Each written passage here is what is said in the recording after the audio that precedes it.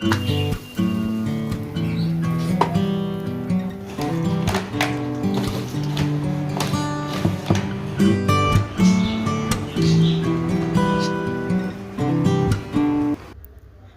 लोग ख्वाबों के लिए अपनों से दूर हो जाते हैं और कुछ लोग अपनों के लिए ख्वाबों से। फ्रेंड्स, मेरा मानना है कि ना ही ख्वाबों को छोड़ना चाहिए और ना ही अपनों को, क्योंकि लाइफ में दोनों ही बहुत ही इम्पोर्टेंट होते हैं। हाँ, अगर हमारे ख्वाबों की वजह से हमारे अपने हमसे दूर हो रहे हैं तो हमें चाहिए कि हम अपने ख्वाबों को रोक कर पहले अपनों को मनाएं, क्योंकि जो हमारे अपने हैं वो एक बार हमसे दूर हो जाते हैं तो फिर वो हमारे कभी करीब नहीं आ पाते। लाइफ हमें एक बार ज़रूर मौका देती है कि हम अपने ख्वाबों को पूरा करें। हर चीज़ का एक वक्त होता है, कुछ चीज़ों को वक्त पर छोड़ देना चाहिए। जब उनका वक्त आएगा वो ज़रूर पूरी होंगी। तो फ्रेंड्स, मैं हूँ तमन्ना और आप देख रहे हैं मेरा चैनल इंडियन डॉटर तमन्ना खान। अस्सलाम वालेकुम व्यूवर्स, तो कैसे हैं आप? उम्मीद करती हूँ आप सब अच्छे होंगे। आज व्लॉग स्टार्ट हो रहा है संडे मॉर्निंग से और आज मैं आपके साथ शेयर करने वाली हूँ कि हम मॉर्निंग में अपने घर का काम किस तरह से करते हैं। तो संडे में जाहिर है, संडे में सभी लोग देर से सोकर उठते हैं। संडे का दिन छुट्टी का दिन होता है, मेरी भी छुट्टी होती है, इसलिए हम भी थोड़ा सा लेट उठते हैं, बस थोड़ा सा लेट, और दिन से ज़्यादा लेट नहीं उठते।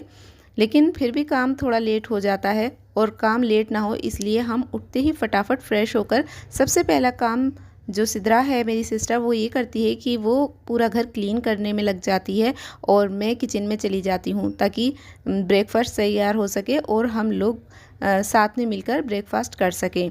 तो बस वो लग गई है अपने काम पर। जल्दी जल्दी उसने रूम से स्टार्ट किया, रूम की सारी जो भी बेडशीट वगैरह थी वो सब तय करके रखी, जो इधर उधर सामान पड़ा था उसे सेट किया। और सैटरडे नाइट तो बस घर ऐसा हो जाता है कि जैसे जंग का मैदान, क्योंकि सुबह उठकर हम लोग सोचते हैं कि चलो कोई बात नहीं, हम कल कर लेंगे, आज सैटरडे है, कल छुट्टी है आराम से, इसलिए थोड़ी लापरवाही हो जाती है और चीज़ें जो जहाँ रखी होती हैं रात को अक्सर तो नहीं छोड़ते वहाँ पर, लेकिन सैटरडे नाइट छोड़ देते हैं कि चलिए सुबह को कर लेंगे। और आप देख सकते हैं कि घर में एक छोटी सी चीज़ भी मिल जाए ना तो उसे भी ऑर्गेनाइज़र बना दिया जाता है, जैसे कि ये छोटा सा पॉट है बेचारा, और उसे भी छोटी छोटी चीज़ें रख कर भर दिया है। घर में अक्सर ये होता है सभी के, शायद आप लोगों के घर में भी ये होता होगा कि कोई चीज़ होती होगी उसमें चीज़ें डालकर रख दी जाती हैं और लगता है कि यहाँ पे बहुत ही ज़्यादा सेफ़ हैं। तो क्या आप लोगों के घर में ऐसा होता है या नहीं होता, मुझे बताइएगा। तो बस डस्टिंग होती है सबसे पहले, क्योंकि हमारे घर में डस्ट बहुत ज़्यादा आती है, इसलिए घर को डस्टिंग करना बहुत ही ज़रूरी हो जाता है। तो डस्टिंग का काम तो डेली ही करना पड़ता है। अगर हम डेली ना करें तो हमारा घर ऑन रोड है और बहुत ही ज़्यादा डस्ट जमा हो जाए, इतनी कि आप आसानी से अपना नाम लिख सकते हो। डस्टिंग के बाद सभी चीज़ों को उनकी जगह सेट किया जाता है। ये छोटा सा डेकोरेशन पीस है जो जिसके ऊपर मिरर लगा हुआ था, लेकिन वो टूट गया, पर फिर भी मैंने इसे रखा हुआ है क्योंकि मुझे बहुत खूबसूरत लगता है। उसके बाद झाड़ू लगाई जाती है पूरे घर में कोने कोने की, ताकि अच्छे से घर जो है क्लीन हो जाए। और ये तो करना ही पड़ता है हमारे यहाँ इंडिया में, क्योंकि डस्ट ही इतनी आती है, वरना जो फॉरेनर कंट्रीज़ हैं वहाँ पर इतनी डस्ट नहीं आती। उसकी वजह शायद ये भी हो सकती है कि वहाँ पे काफ़ी हाई बिल्डिंग्स हैं और ऊंचाई पर डस्ट इतनी ज़्यादा नहीं जाती है, लेकिन हमारे यहाँ तो ज़रूर आती है। पर जैसे अमेरिका या लंदन जैसी जगह हैं वहाँ पर लोग वीक में एक बार डीप क्लीनिंग कर लेते हैं या डस्टिंग कर लेते हैं, तो उन्हें पूरा वीक डस्टिंग करने की ज़रूरत नहीं होती है। लेकिन हमें तो डेली ही इंडिया में सभी लोग रेगुलर सफाई करते हैं, सुबह उठ के ही सभी का काम यही होता है कि अपने घरों में अच्छे से क्लीनिंग करते हैं सभी लोग। अभी जब से हम इस घर में आए मैंने कोई शू रैक नहीं ली, तो बस जो स्लीपर्स हैं उनको ऐसे ही रखा जाता है। मैं बहुत दिन से मैं ढूंढ रही हूँ कि कोई अच्छी शू रैक मिले तो मैं उसे ज़रूर परचेज़ करूँगी। सबके झाड़ू लगाने के बाद फिर सिद्रा मॉपिंग करती है। मॉपिंग करना बहुत ही ज़्यादा इम्पोर्टेंट होता है। जब तक मॉपिंग ना करें तब तक एक फ्रेशनेस नहीं आती है, क्योंकि मॉपिंग करने से ही घर का जो है बहुत ही ज़्यादा क्लीन लगने लगता है घर। ये मॉप मैंने अमेज़ोन से ऑर्डर करके मंगाया था, बहुत ही अच्छा निकला, मतलब बहुत अच्छा काम करता है। और जब से ये आया है इसकी आदत ऐसी हो गई है कि जो हमारा देसी पोंछा होता है ना, उससे तो अब पोंछा लगाया ही नहीं जाता। बस दिल करता है कि बस इसी से लगाओ। अब तो वो शायद हमसे यूज़ में भी नहीं आने वाला है, क्योंकि जिस चीज़ की आदत पड़ जाती है तो फिर वही चीज़ इंसान सोचता है कि बस अब इसी को यूज़ करो। जैसे जैसे हम आगे बढ़ते जाते हैं, जो पीछे की चीज़ें होती हैं, जो देसी हमारी चीज़ें हैं, हमसे वो छूटती जाती हैं। जैसे पहले हम सिल पर मसाला पीसा करते थे, लेकिन अब हमारी वो आदत भी ख़त्म हो गई है और हम चाहते हैं कि हम ग्राइंडर में ही मसाले वगैरह पीसें।